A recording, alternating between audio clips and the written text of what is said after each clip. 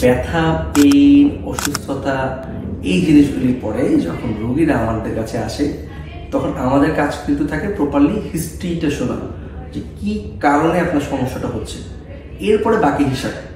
So যখন ডাক্তারের চেম্বারে আসবেন প্রপারলি হিস্ট্রিটা দেওয়ার চেষ্টা করবেন।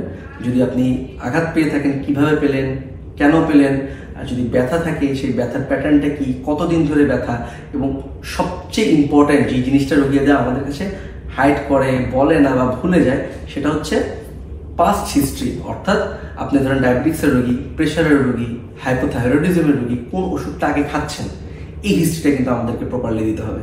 কারণ আমি যে ওষুধগুলি লিখবো সেগুলি আপনার নির্দিষ্ট কারণে, আগের যে ওষুধগুলি চলছে সেই ওষুধগুলি কিন্তু আগের নিয়মেই চলবে, এবং এটা ডাক্তারের জানা আবশ্যক যে আমার ওষুধের সাথে ওই ওষুধটা যেন ওভারল্যাপ না করে। আর একটা ইনফরমেশন যেটা অবশ্যই দিতে হবে, যদি প্রেগনেন্সি থাকে, প্রথমেই আপনি যদি প্রেগনেন্ট হয়ে থাকেন প্রথমেই যে কোনো ডাক্তার কাছে যাওয়ার পর আপনি ইনফর্ম করবেন যে আপনি প্রেগনেন্ট এত দিনে। তাহলে হবে কি, কিছু ওষুধ প্রেগনেন্সিতে লেখা যায় না, দেওয়া যায় না এবং কন্ট্রাইন্ডিকেটরি। সো যদি প্রেগনেন্ট থাকেন এটা অবশ্যই ডাক্তারকে আগে ইনফর্ম করে দিবেন। এবং সেকেন্ড যেটা, যদি আপনার জ্বর থাকে সেক্ষেত্রে আপনি অবশ্যই চেম্বারে যেয়ে প্রথমে বলতে হবে যে স্যার আমার এতদিনের জ্বর আছে। কারণ আমরা ডেঙ্গু রোগীর ক্ষেত্রে সব ওষুধ কিন্তু লিখতে পারি না।